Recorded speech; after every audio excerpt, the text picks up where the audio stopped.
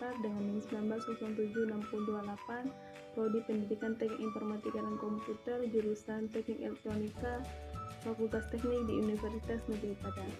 Kali ini saya akan melakukan perakitan komputer secara virtual menggunakan software Cisco IT Essential Virtual Desktop. Nah, langsung saja kita akan melakukan perakitannya. Baik, kali ini saya akan membuat tutorial merakit PC menggunakan Cisco IT Essential. Yang pertama, kita akan membuka file Cisco IT Essential-nya.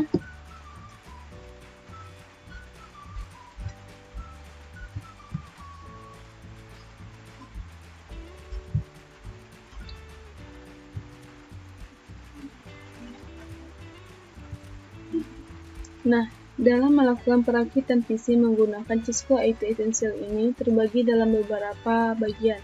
Yang pertama power supply, kedua motherboard, ketiga adapter card, keempat internal drive, kelima drive in external by, keenam internal kabel, ketujuh external kabel. Nah, yang pertama power supply, kita akan memasang power supply. Fungsi dari power supply ini sendiri ialah menyuplai tegangan langsung ke komponen-komponen yang berada dalam CPU yang membutuhkan tegangan seperti motherboard, hard disk, heatsink, dan lain-lain. Nah, setelah terpasang, jangan lupa merekatkan menggunakan baut. Selanjutnya, kita akan masuk ke dalam bagian motherboard. Motherboard merupakan sebagai media penghubung dari komponen-komponen komputer agar saling berkomunikasi dengan komponen komputer lainnya. Nah, yang pertama kita akan memasang RAM atau Random Access Memory. RAM merupakan tempat penyimpanan data sementara yang telah diproses oleh prosesor.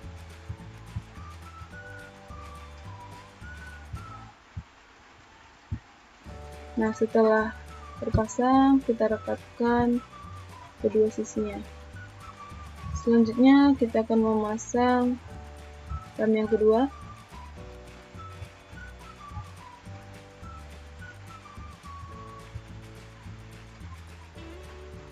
Dan jangan lupa direkatkan kembali kedua sisinya. Selanjutnya kita akan memasang prosesor, di mana dalam pemasangan prosesor ini kita harus memperhatikan sisi ini nih, bentuk segitiga kuning pada sisi ujungnya. Karena ketika kita melakukan perakitan PC secara langsung, jika kita tidak memperhatikan atau kita tidak hati-hati, maka soket-soket pada prosesor ini akan patah.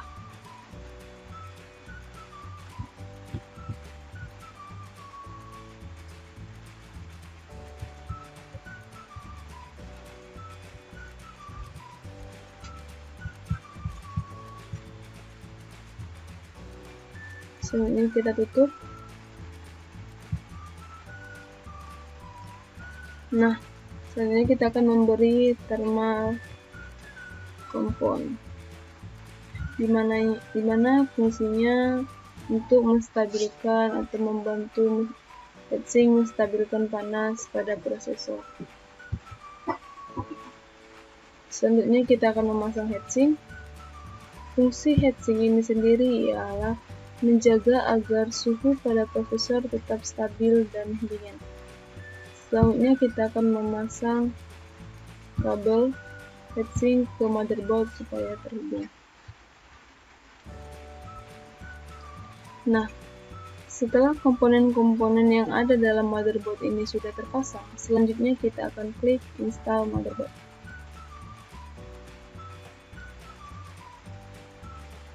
Selanjutnya kita akan memasang motherboard ke dalam casing. Nah, jangan lupa rekatkan juga menggunakan baut. Selanjutnya kita masuk pada bagian adapter card. Di sini terdapat NIF, atau kartu jaringan, wireless NIC, dan video adapter. Selanjutnya kita akan memasang NIC atau kartu jaringan, di mana NIC berfungsi sebagai jembatan dari komputer ke sebuah jaringan komputer. Jangan lupa direkatkan menggunakan baut. Nah, selanjutnya kita memasang wireless NIC, di mana wireless NIC ini sama dengan NIC, cuman perbedaannya wireless NIC ini tidak menggunakan kabel tetapi menggunakan gelombang radio. Nah, kita rekatkan menggunakan baut. Selanjutnya kita memasang video adapter atau VGA card, di mana fungsi dari VGA card ini pengelola data grafis sebelum ditampilkan ke monitor. Selanjutnya direkatkan menggunakan baut. Setelah itu kita masuk pada bagian internal drive. Nah, pada bagian internal drive ini kita akan memasang hard disk, yang mana fungsi hard disk ialah sebagai tempat penyimpanan berbagai data dan sistem operasi pada komputer tersebut.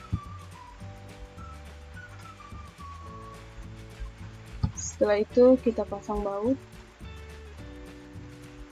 Selanjutnya kita akan memasang optical drive atau DVD room.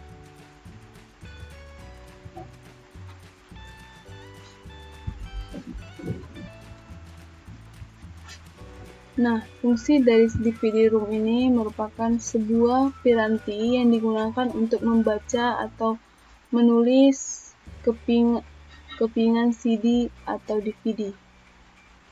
Selanjutnya kita rekatkan menggunakan baut. Selanjutnya kita akan memasang floppy drive, di mana floppy drive ini merupakan perangkat keras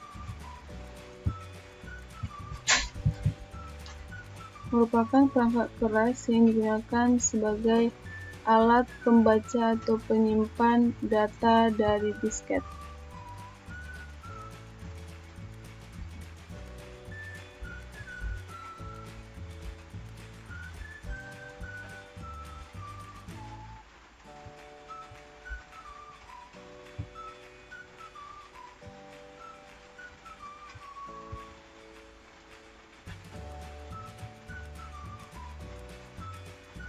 Selanjutnya kita rekatkan menggunakan baut.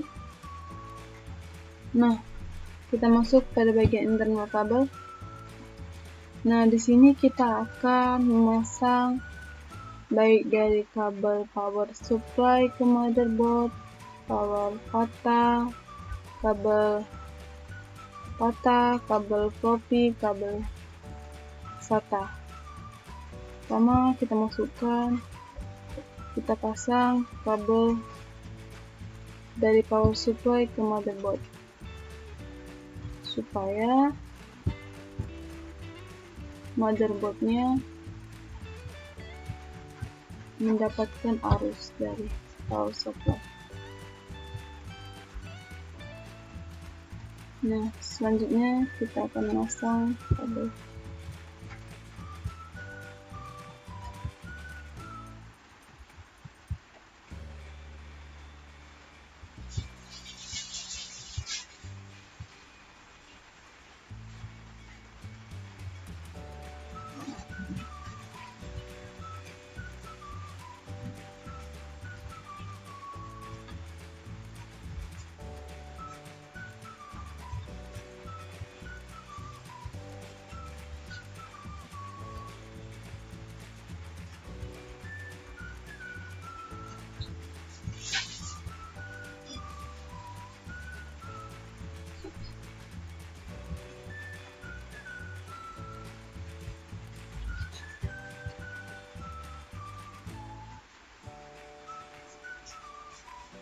Nah, selanjutnya kita akan memasang kabel patah, di mana kabel patah ini berfungsi sebagai media transfer data dari optical drive ke motherboard.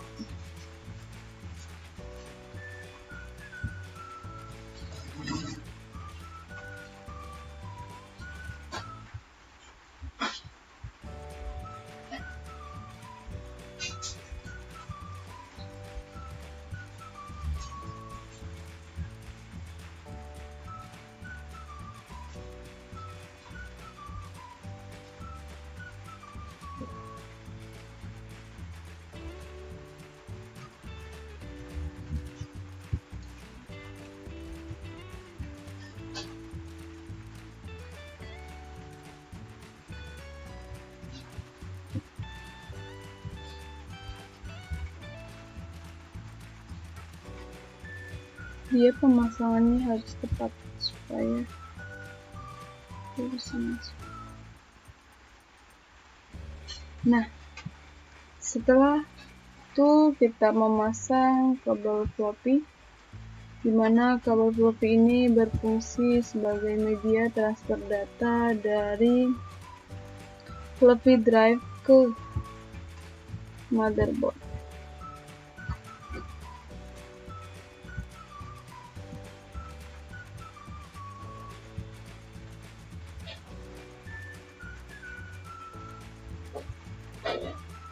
Selanjutnya kita memasang kabel SATA. Fungsi dari kabel SATA ini ialah media transfer data dari hard disk ke motherboard.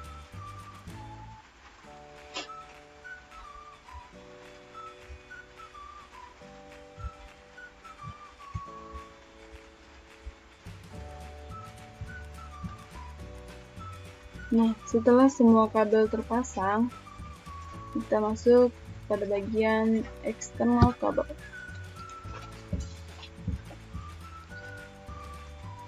Komponen-komponen yang berada dalam CPU telah terpasang. Selanjutnya kita akan menutup menggunakan case, di mana case ini berfungsi sebagai penutup dan sebagai pelindung baik dari debu, air, dan panas.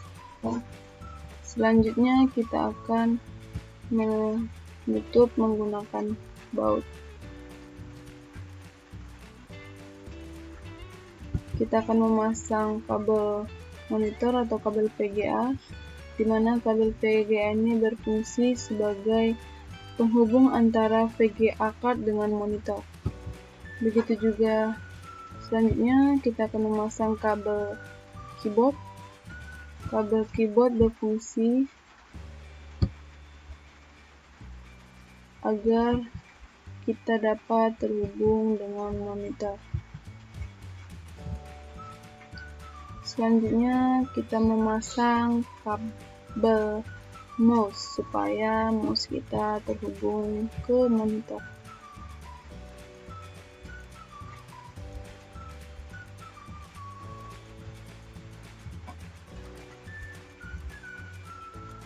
Nah, selanjutnya kita memasang kabel USB.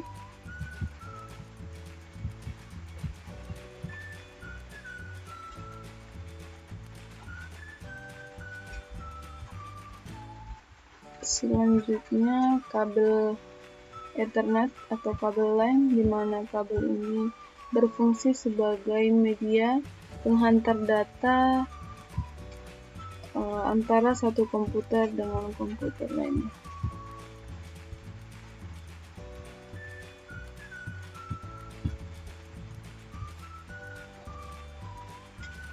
Selanjutnya kita akan memasang wireless antenna.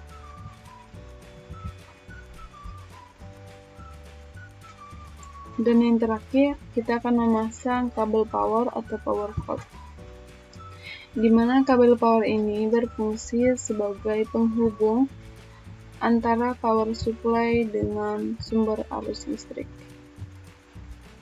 Nah, setelah kita berhasil memasang power cord, kita sudah selesai melakukan instalasi atau perakitan PC. Sekian dari saya, terima kasih.